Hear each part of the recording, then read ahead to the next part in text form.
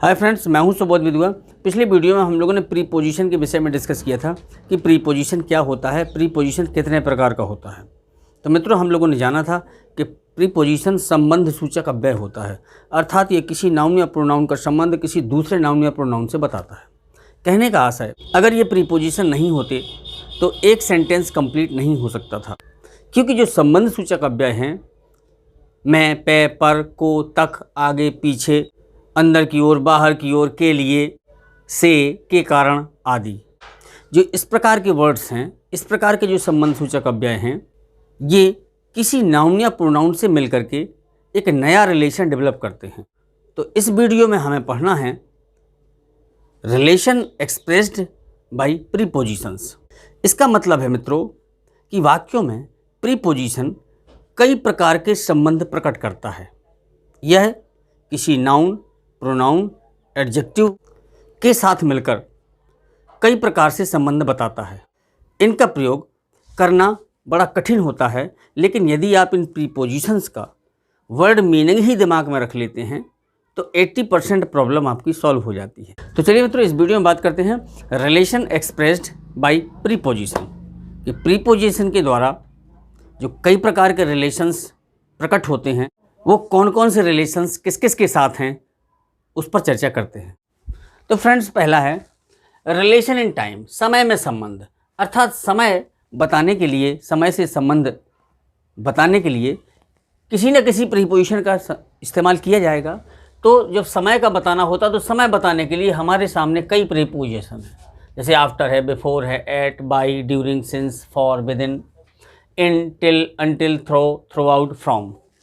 All these prepositions are used in relation in time. समय में संबंध के लिए ये सारे इतने प्रीपोजिशनों का प्रयोग किया जाता है, लेकिन इन सब का प्रयोग करने का स्थान अलग अलग है। जैसे आफ्टर, आफ्टर मीन्स बाद में। आपको इनकी सबकी हिंदी पता होनी चाहिए मित्रों। आफ्टर मीन्स बाद में, बिफोर मीन्स पहले, एट मीन्स पर, बाई माने द्वारा, ड्यूरिंग माने दौरान, सिंस माने से, फॉर माने से। समझ रहे हो? अब हमें किसका कहाँ लगाना है, तो मोस्टली प्रीपोजिशंस का प्रयोग तो आपके अर्थ के अनुसार ही प्रयोग हो जाता है। जैसे आफ्टर है, आफ्टर मीन्स बाद में। उन्होंने कहा ही रीच्ड आफ्टर मी, ही रीच्ड आफ्टर मी, वह मेरे बाद पहुँचा, आफ्टर लग गया। अब मान लीजिए आप कह दें कि वह मुझसे पहले पहुंचा, तो बिफोर मीन्स पहले, आप यहाँ बिफोर लगा दें। ही रीच्ड बिफोर मी, वह मुझसे पहले पहुंचा।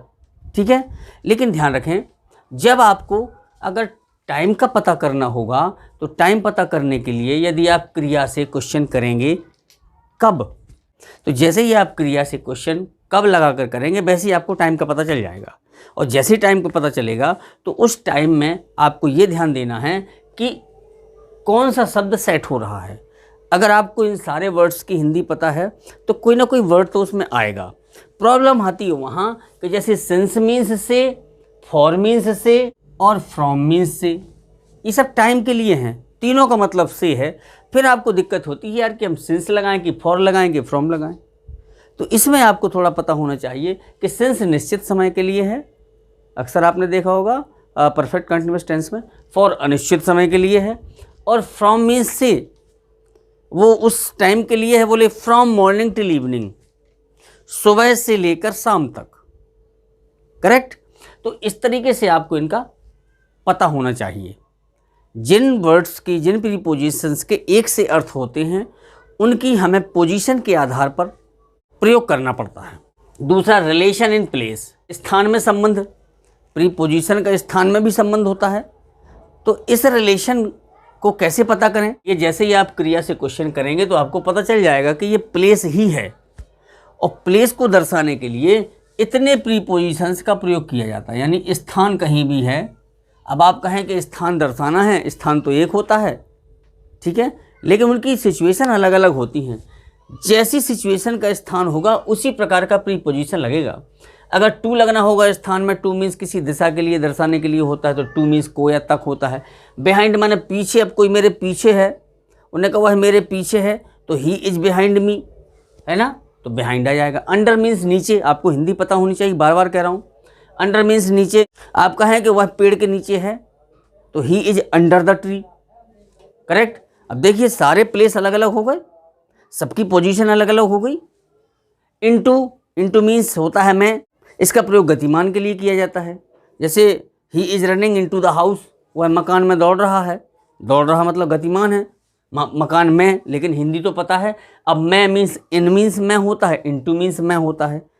अब आप कैसे समझे कि इनटू लगाना है, तो मैंने पिछली वीडियो में बताया था कि इन होता है स्थिर अवस्था के लिए, इनटू होता है गतिमान अवस्था के लिए। बिलो मीन्स नीचे, ये भी समझ गया जब कोई चीज़ किसी चीज़ के नीचे होगी। बाई मीन्स द्वारा, ऑन मीन्स पर, अपॉन मीन्स पर, ये सब स्थान के लिए हैं। मेज पर, तो ये भी तो स्थान है। अब यहाँ ऑन आएगा कि अपॉन आएगा, ये भी समझना है। तो ऑन आपका आता है स्थिर अवस्था के लिए, अपॉन आता है गतिमान अवस्था के लिए। इन में मैंने बताया है, अभी बता दिया है। फ्रॉम मीन्स से, ओवर ऊपर, बिफोर पहले, अक्रॉस आप पार करना कोई चीज़, तो कोई स्थान ही तो पार करेंगे आप। टूवर्ड्स माने की ओर, जैसे मैं स्कूल की ओर जा रहा हूँ तो स्कूल क्या है, स्थान ही तो है। तो स्थान शो करने के लिए इन प्रीपोजिशंस का प्रयोग किया जाता है मित्रों। तीसरा रिलेशन है प्रीपोजिशन का, रिलेशन इन मैनर। मैनर, और इसको आप मेथड भी कह सकते हैं, मैनर और मेथड। मेथड यदि आपको बताना है या मैनर बताना है, ठीक है, तो आपको इन प्रीपोजिशन का प्रयोग करना पड़ेगा। चाहे आप मैनर बताएं, चाहे मेथड बताएं। और मैनर और मेथड को पता करने के लिए क्वेश्चन क्रिया से कौन सा किया जाता है, कैसे। तो मैनर हो या मेथड हो, इसमें रिलेशन बताने के लिए हमें इतनी प्रीपोजिशन का, यानी बाई, विथ और विदाउट का प्रयोग करना पड़ता है। द सोल्जर फॉट विथ करेज, सिपाही साहस के साथ लड़े। तो कैसे से क्वेश्चन जैसे आपने किया पता चल गया। सोल्जर कैसे लड़े, साहस के साथ या साहस से, समझ गए ना, से या साथ विथ होता है, ठीक है। अब आप कहेंगे फ्रॉम मीन्स से या साथ होता है, विथ मतलब, तो फ्रॉम आपका किसी स्थान से अलग होने के लिए होता है, लेकिन से या साथ बिल्कुल रिलेशनशिप बिल्ड करता है, डेवलप करता है। नेक्स्ट है रिलेशन इन पोजीशन, अधिकार। पोजीशन मीन्स अधिकार, अधिकार में संबंध, यानी अधिकार को व्यक्त करने के लिए भी कुछ प्रीपोजिशन लगाने पड़ेंगे। पोजीशन के लिए बाई, विथ और ऑफ होता है। क्या होता है, बाई द्वारा, विथ माने से या साथ, ऑफ माने काकी की। जैसे हमने कहा he is the boy of red hairs, वह लाल बाल का लड़का है। तो यहाँ बॉय का और हेयर का, इनका आपस में पोजीशन या अधिकार है, क्योंकि बाल किसके ऊपर हैं, लड़के के ऊपर हैं, ठीक है। तो ये ऑफ काकी के लिए हिंदी में अर्थ जो निकलता है उसके लिए प्रयोग हुआ है। नेक्स्ट होता है रिलेशन इन रीजन और पर्पज। अब यदि आपको रीजन बताना है या पर्पज बताना है, ठीक है, तो रीजन या पर्पज शो करने के लिए भी कुछ प्रीपोजिशन होंगे। वो होते हैं for, from, of, with, through. यानी यदि आप पर्पज या रीजन आपको दिखाई देता है तो उस रीजन या पर्पज में प्रयोग करेंगे किसको, फॉर, फ्रॉम, ऑफ, विथ और थ्रो को। जैसे ही टुक मेडिसिन फॉर कोल्ड, उसने जुकाम के लिए दवा ली। तो यहाँ बताना क्या है, रीजन, कारण क्या है, उसने मेडिसिन क्यों ली, कोल्ड था इसलिए ली, ठीक है, तो रीजन हो गया। यहाँ उद्देश्य भी तो क्लियर हो रहा है कि जुकाम के उद्देश्य से उसने दवा ली, समझ रहे। तो क्या हुआ, ही टुक मेडिसिन फॉर कोल्ड, उसने कोल्ड के लिए मेडिसिन ली।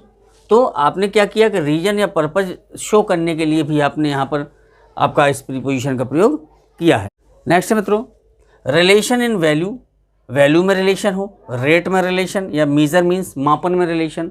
अर्थात हमें वैल्यू बताने के लिए या रेट शो करने के लिए या मेजर मीन्स मापन शो करने के लिए हमें इन, एट या बाई का प्रयोग करना पड़ता है, तभी हमारा प्रीपोजिशन का जो रिलेशन है इससे वो स्पष्ट होता है। अर्थात हमें वैल्यू, रेट या मेजर दर्शाने के लिए एट या बाई का प्रयोग करना पड़ेगा। जैसे the cloth is sold by metre, ठीक है, कपड़ा मीटर से बेचा जाता है। अब यहाँ बाई का मतलब से अर्थ आया, समझ गए, या मीटर द्वारा बेचा जाता है, मीटर से ही तो नापेंगे, मेजरमेंट हो गया। अब मीटर में बाई आ गया। अब मान लीजिए किलो में होता कि apples are sold at 60 rupees एक किलो, तो उसमें एट आया और इसमें बाई आया। अर्थात ये आपका मेजरमेंट या रेट या वैल्यू के लिए है, तो आपका एट या बाई का प्रयोग होगा। नेक्स्ट है कंट्रास्ट और कंसेशन के लिए जहाँ पर भी आपको विरोध बताना पड़ेगा, कंट्रास्ट बताना पड़ेगा या कंसेशन बताना पड़ेगा तो आफ्टर, विथ, फॉर या इन स्पाइट ऑफ का प्रयोग करते हैं मित्रों। ये आपका हमेशा कंट्रास्ट शो करने के लिए होगा, अर्थात रिलेशन इन कंट्रास्ट और रिलेशन इन कंसेशन में ही इन प्रीपोजिशन का प्रयोग होगा। नेक्स्ट है अगर source, relation in source, relation in motion, relation in origin. किसका रिलेशन? प्रीपोजिशन का। तो अगर सेंटेंस में सोर्स का भाव दिया है, मोशन दिया है या ओरिजिन का भाव दिया है तो आपको फ्रॉम या टू का प्रयोग ही करना पड़ेगा, इसके अलावा किसी प्रीपोजिशन का प्रयोग नहीं करेंगे। लास्ट है इंस्ट्रूमेंटलिटी एजेंसी, या तो आपका रिलेशन इन इंस्ट्रूमेंटलिटी या रिलेशन इन एजेंसी का भाव दिया है तो इसके लिए आपको बाई, विथ, एट या थ्रो का प्रयोग करना पड़ेगा।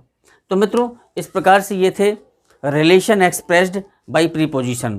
कहने का आशा है प्रीपोजिशन के द्वारा कई प्रकार के संबंध प्रकट किए जाते वो ये हैं, अर्थात अगर टाइम शो करना है, रिलेशन इन टाइम दिया है सेंटेंस में तो ये प्रीपोजिशन आएंगे। यदि सेंटेंस में रिलेशन इन प्लेस दिया है तो ये प्लेस के लिए आएंगे। अगर सेंटेंस में रिलेशन इन मैनर या मेथड दिया है तो इस प्रकार से ये प्रीपोजिशन आएंगे। और जो भी दिया है तो उसी प्रकार से जो मैंने बताया है इसका स्क्रीनशॉट ले लीजिए और आपके काम आएगा। तो जिस प्रकार का भी जो भी रिलेशन दिया है उसी प्रकार का प्रीपोजिशन का प्रयोग होगा मित्रों। तो मित्रों ये थे relation expressed by preposition. I think आपको ये वीडियो पसंद आया होगा। पसंद आया हो तो मेरे चैनल को सब्सक्राइब कर लीजिएगा, लाइक भी कर लीजिएगा और हो सके तो शेयर भी कर दीजिएगा। चलिए नेक्स्ट वीडियो में मिलते हैं। फंक्शंस ऑफ प्रीपोजिशन, जैसे हम लोगों ने अभी पढ़ा था फंक्शंस ऑफ नाउन, नाउन के कितने फंक्शन होते हैं, उसी प्रकार से प्रीपोजिशन के कितने फंक्शन होते हैं, प्रीपोजिशन कितने तरीके से कार्य करता है, इसकी हम लोग डिटेल में जानकारी लेंगे। तब तक के लिए नमस्कार।